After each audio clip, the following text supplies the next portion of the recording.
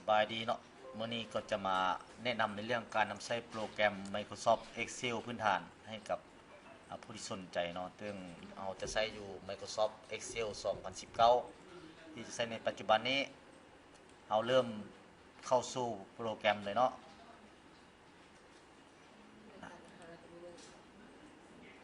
ในโปรแกรม Excel เราสามารถเข้าได้หลายวิธีเนาะแต่ว่าถ้าเห็นรูปลักษณะนี้เราก็สามารถคลิกได้เลยเมื่อเข้ามาลักษณะแนวนี้แล้วให้เข้าไปที่ซีทอยู่ในซีทนี้มันจะมีตัวอย่างที่เราได้ที่เพิ่นเฮ็ดมาแล้วเนาะเป็นเทมเพลตเนี่ยรูปแบบของ Excel ซินวาซิลินเดอร์หรือว่าการวิเคราะห์อย่างต่างๆอันนี้ตัวอย่างกับเจ้าเนาะแต่เราจะไปเอาพื้นฐานนี่คือเข้า Black Worksheet ก่อนเนาะ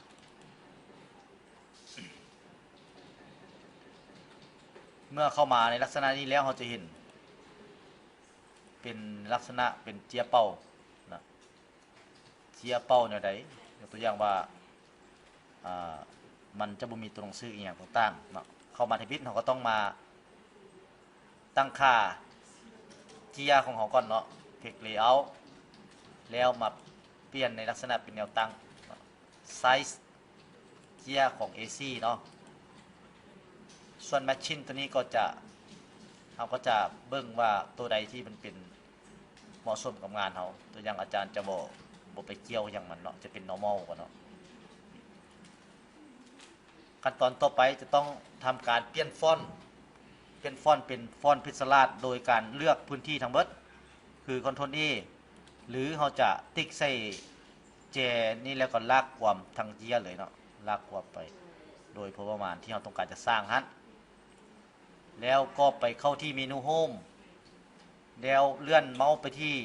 การเปลี่ยนฟอนต์เนาะเลือกฟอนต์ทางบ้านเราก็เอิ้นใส่ว่าฟอนต์พิศราชเนาะฟอนต์พิศราชโอทีพิมพ์เข้าไปเลยเชิญเบิ่งก็ได้เนาะหรือว่าเราจะเลื่อนซอกก็ได้เช่นกันเนาะเลื่อนซอกเบิ่งก็ได้แต่ว่าเพื่อความสะดวกก็พิมพ์เลยเนาะแล้วก็โอเค enter เลยขนาดของอักษรก็จะเป็นขนาดอยู่12อันนี้คือขนาดของเจีย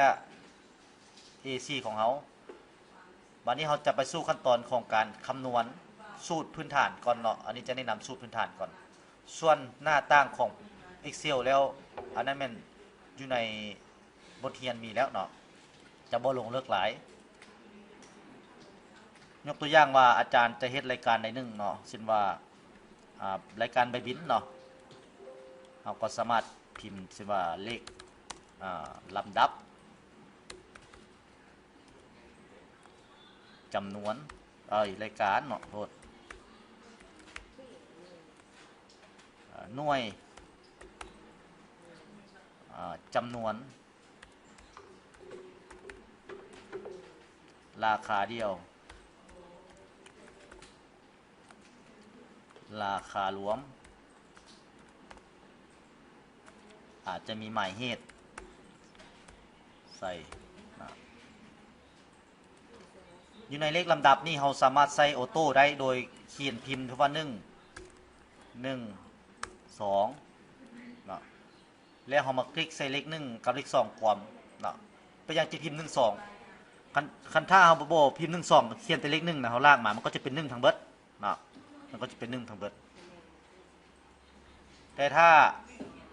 เราเขียนว่า1 2มันก็จะเป็นเลข1 2 3 4ไปเลยเนาะมันก็จะเป็นเลขนี้มาเลยหรือว่า11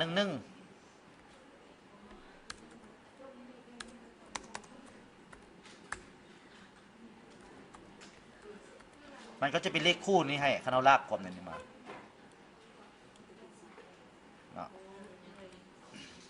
สั้นเพื่อมันเป็นการง่ายก็คือเอาเป็นลำดับแล้ว1 2 3ไปเลยกรณีว่ามันรายการเขาลบที่ออกเขาก็ต้องมีการอัปเดตเป็นเวลาเรียบออกเนี่ยมันจะเป็น1 2 3เขาก็อัปเดตใหม่ลากขวบอีก เนี่ยมันก็จะสลับให้เนาะจากนั้นให้เอามาใส่รายการที่เราต้องการเนาะแต่ว่าอันรายการเนี่ยพวกเจ้าเฮ็ดเองก็ได้เนาะอาจารย์บ่จำเป็นต้องพิมพ์ก็ได้ดอกแต่จะให้รู้ว่าการหยับขยายนี่เนาะเราสามารถหยับโดยใช้ออโต้เนาะดับเบิลคลิกใส่ด้านถึงนี่มันก็จะหยับให้เนาะยกตัวอย่างว่ามักเพชร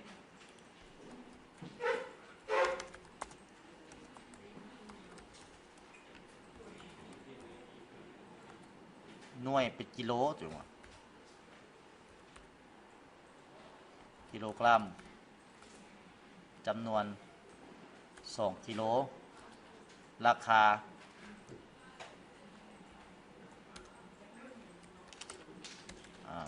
50,000 กีบรวมมันจะออกเท่าไหร่เนาะตัวอย่างว่าแน่นอนว่าเราต้องเอาจำนวนเงินกีบมาคูณกับจำนวนมันจอกรวมเนาะโดยปกติเขาก็จะใช้ออโต้ซัมเอา2นี้มาคูณ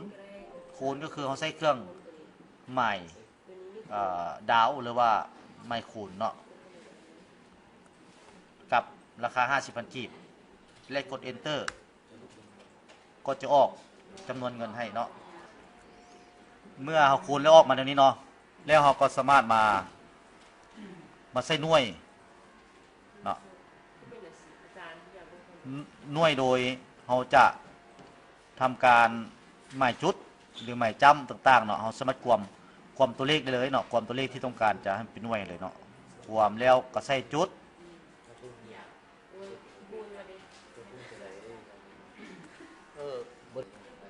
จะเห็นจุดเนาะเราสามารถลบจุดนี้ออกได้หรือว่าย่อให้หน่วยวัดและจากนั้นเราใส่สูตรลากสูตรเดิมนี่ลงมาอันนี้เป็นเราใส่ผู้สูตรคูณเนาะคูณศูนย์คูณนาตัวอย่างเขาอยากเปลี่ยนจากคูณเป็นลบเนาะครับมีแต่เปลี่ยนตัวไม่ดาวนี่เนาะเอาลบใส่ขีดนี่ Enter เนี่ยมันก็จะลบให้หรือว่าจะเป็นบวกก็ใช้เครื่องหมายบวกหรือว่าเครื่องหมาย2จั๊มอันนี้บวกนะหรือว่า2จั๊ม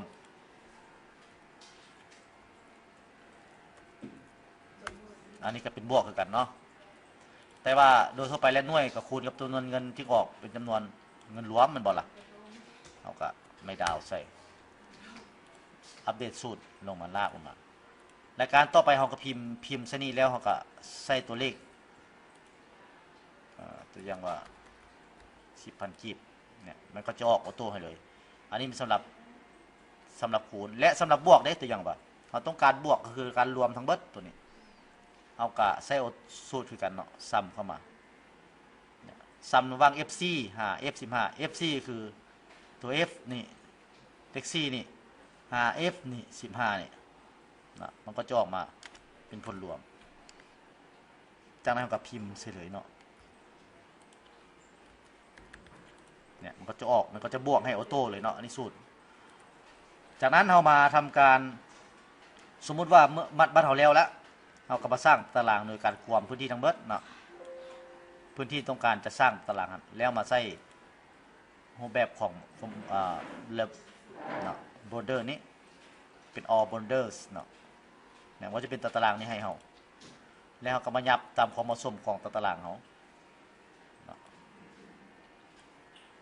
อย่างนี้เนาะจากนั้นแล้วก็คอนโทรลพี่เบิ่งเนาะคอนโทรลพี่เหลือปิ้นเบิ่งมันจะเห็นเป็นเจียนนี่ให้นะเจียนนี่ให้อันนี้เป็นสำหรับการนำใส่สูตรพื้นฐานในการสร้างก่อนเนาะจะสั้นแล้วก็สีจบซ้ำนี้ก่อนแล้วเบิ่งคลิปตอนต่อไปจะเป็นในเรื่องของการนำใส่เปอร์เซ็นต์ในการหักเปอร์เซ็นต์ของหรือว่าการสร้างรายการแต่ละเดือนมารู้ผลรวม